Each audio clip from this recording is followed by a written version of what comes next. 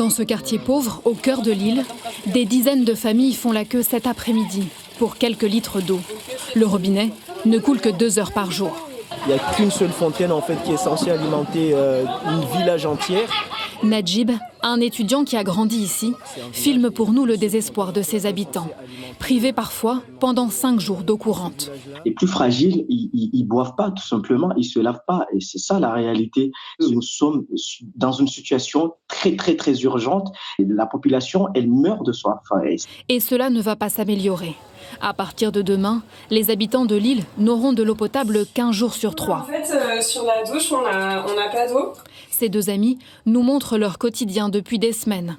Là, c'est toutes nos réserves de bouteilles d'eau et on a encore plein à côté qu'on ne peut plus remplir.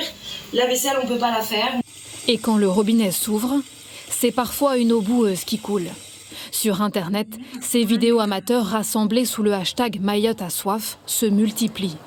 L'île connaît la pire sécheresse depuis 60 ans. Les nappes phréatiques sont au plus bas.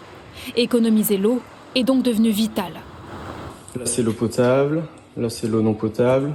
Simon, enseignant, s'empresse de faire des réserves avant la prochaine coupure. Se doucher en faisant attention, c'est 5 litres d'eau. Aller aux toilettes, c'est 5 litres.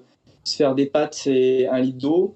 Sur l'île, le pack d'eau coûte entre 5 et 8 euros, 4 fois plus cher qu'en métropole.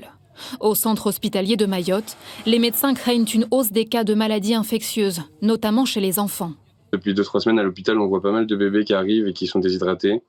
Et en plus, vu que l'eau, elle est pas forcément... Enfin, ils disent qu'elle est potable, mais elle n'est pas forcément bonne à boire. Du coup, il y a pas mal de bactéries. En 2016 déjà, Mayotte avait connu une grave crise d'eau.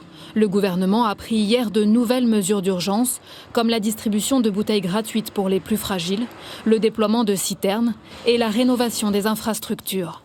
L'objectif est clair, tenir jusqu'à la saison des pluies, en novembre prochain.